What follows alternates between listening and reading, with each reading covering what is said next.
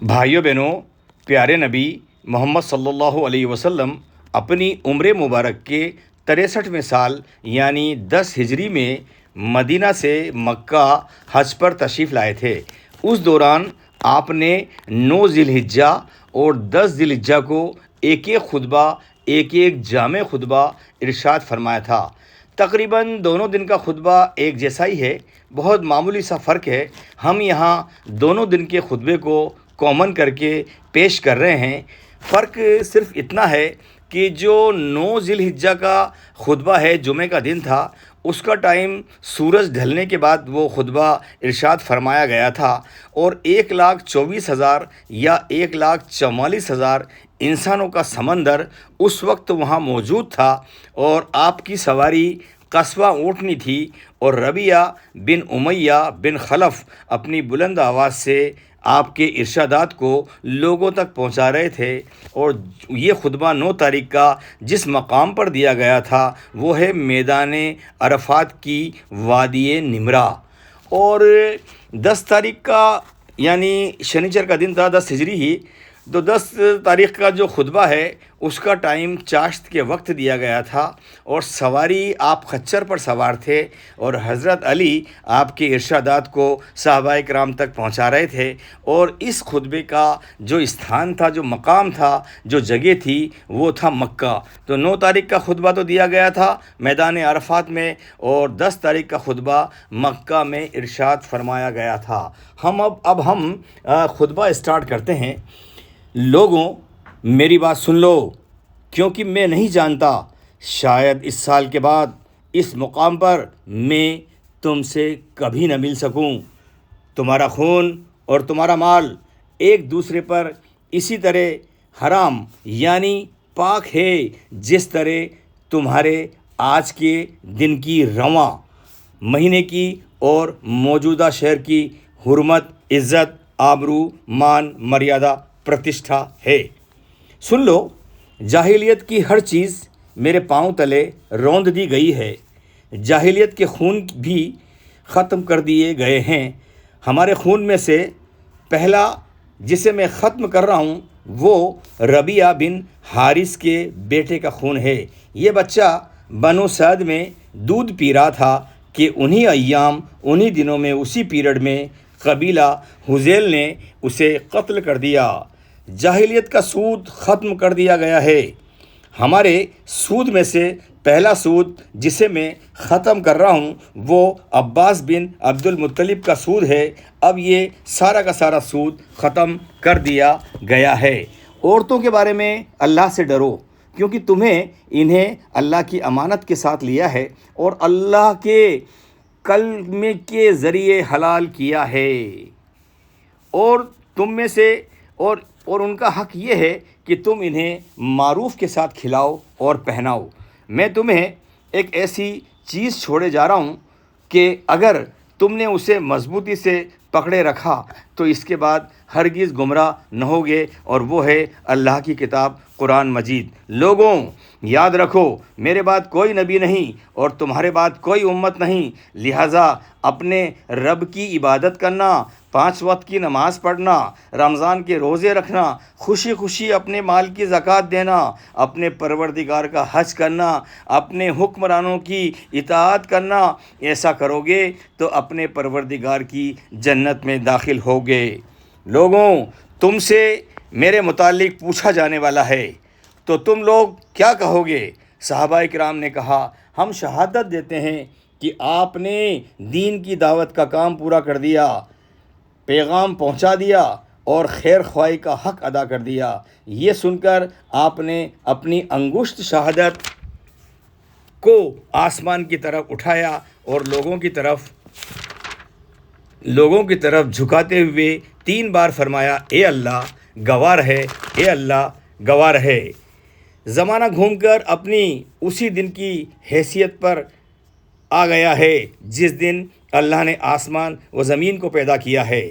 سال 12 مہینے کا ہے، جس میں سے 4 مہینے حرام یعنی حرمت والے ہیں، 3 پے در پے یعنی لگاتار، ذی قعدہ، ذی الحجہ اور محرم، اور 1 رجب مجر جو جمادی الاول اور شعبان کے درمیان ہے۔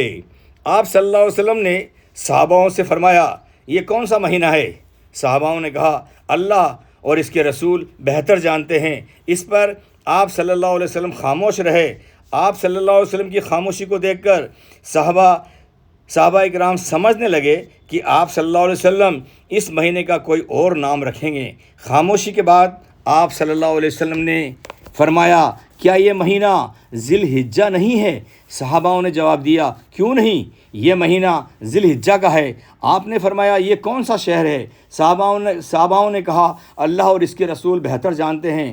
اس پر بھی آپ خاموش رہے اور آپ کی خاموشی کو دیکھ کر صحاباؤں نے یہ سمجھا کہ آپ اس شہر کا بھی کوئی اور نام رکھیں گے۔ تھوڑی خاموشی کے بعد آپ صلی اللہ علیہ وسلم نے فرمایا کیا یہ بلدہ نہیں ہے، مکہ نہیں ہے؟ صحاباؤں نے کہا کیوں نہیں، یہ شہر بلدہ ہے، مکہ ہے۔ آپ نے فرمایا یہ دن کون سا ہے؟ صحاباؤں نے کہا اللہ اور اس کے رسول بہتر جانتے ہیں۔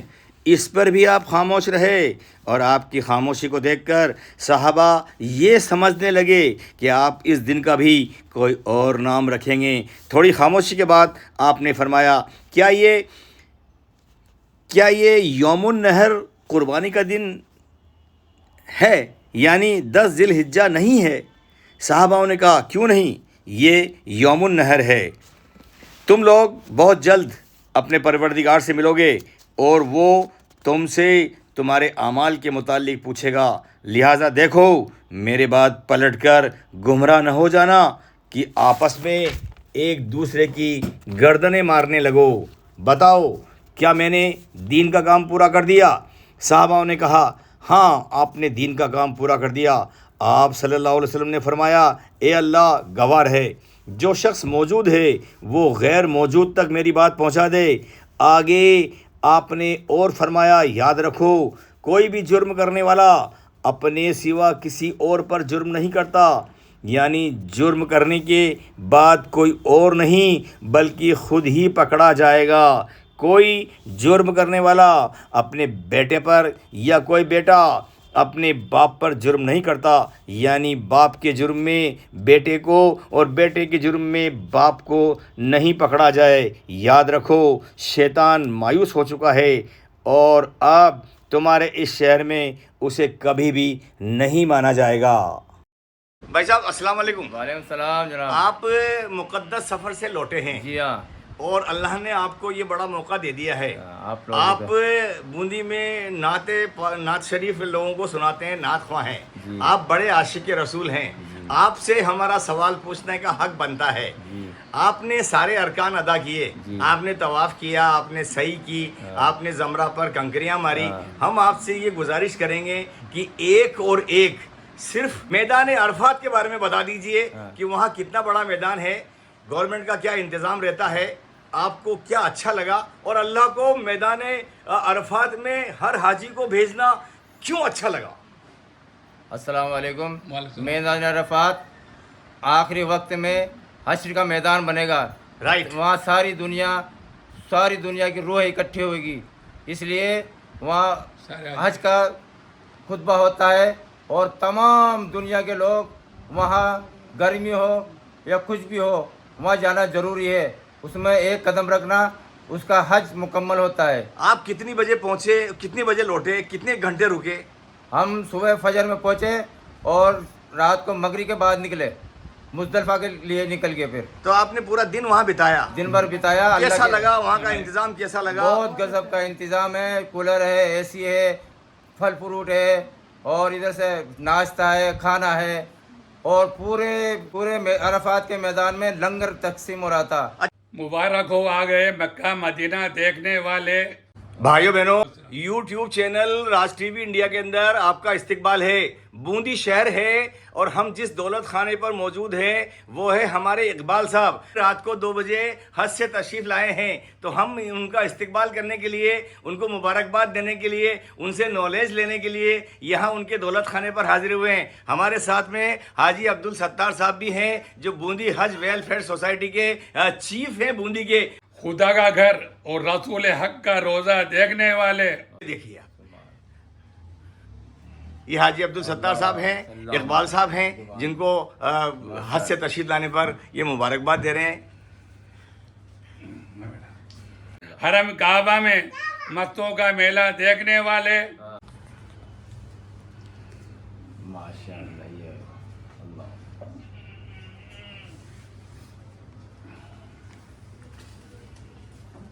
یہ میری جگر اللہ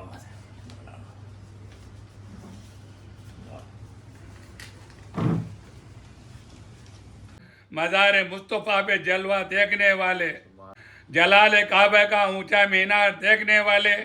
اس بار حاجیوں کو وہاں کھانا بنانے کی اجازت نہیں تھی، تو کھانے کے بارے میں آپ نے کیسے ارینجمنٹ کیا؟ عرفات میں سارا کھانا مطلب مکہ کی طرف سے آیا، اور مینا میں بھی پورے مکتب کی طرف سے آیا۔ گورنمنٹ نے فیصلہ کیا، یہ صحیح ہے، یہ صحیح ہے، یہ صحیح ہے، تاکہ لوگ مطلب عبادت کر سکے اور دن بھر اپنی عبادت اور نماز میں لگے رہیں۔ بہت بہت شکریہ۔ لپٹ کے روئے کعبہ کے غلافوں کو، نبی کے در پہ رحمت کا برتنا دیکھنے والے۔ السلام علیکم۔ آپ سے میں چھوٹی سی گزارش یہ کروں گا کہ آپ نے صحیح کی ہے، صفا اور مروہ کے بیچ میں آپ تیز تیز چلے ہو، 7 چکر آپ نے لگائے ہیں، وہاں کا منظر بتا دیجئے۔ وہاں کا بتائیں، وہاں کا بہت ہی پیارا منظر ہے۔ آپ نے 7 چکر لگائے، 7 چکر ساتھ میں لگائے اقبال صاحب کے، لگائے۔ تو مطلب وہاں لوگ، ہم نے سنا ہے کہ وہاں لوگ بھاگتے ہیں، تیز تیز چلتے ہیں اور دھکے دیتے ہیں، نہیں دیتے ہیں؟ ایسا نہیں دیتے ہیں، دھکے نہیں دیتے ہیں؟ صحیح میں تو نہیں ہے ایسا، صحیح میں نہیں ہے، بہت سکون سے آپ کے صحیح ہوئی۔ سکون سے کرا ہم نے، بہت اچھا یہ صحیح کیا ہے؟ صحیح کیا ہے؟ چلو آپ بتائیے۔ یہ صحیح حضرت عاجرہ کا دوڑنا ہے، ان کی سنت ادا کرنا ہے، اور صفا مروہ کے لیے اس پہاڑ سے اس پہاڑ تک گئے حضرت عاجرہ، 7 چکر لگائے، اور حاضرہ علیہ السلام کو یاد تھا ہاں۔ کہ یہاں ہمیں بچانے والا کوئی نہیں ہے، یہ میرے معصوم بچے کی جان نکلی پڑی ہے، یہ بار بار میں ادھر دیکھ رہی تھی، ہاں۔ ادھر دوڑ رہی کبھی تھی، ادھر ادھر دوڑ رہی تھی، ہاں۔ بے تحاشا آواز لگا رہی تھی۔ اللہ کو یہ پسند آ گئی، اور تا قیامت تک یہ اس کو محفوظ محفوظ رکھے۔ کر دیا۔ مبارک ہو، مبارک ہو، خدا شاید مبارک ہو یہ مکہ مدینہ دیکھنے والے۔ السلام علیکم۔ بہت بہت شکریہ حضرت۔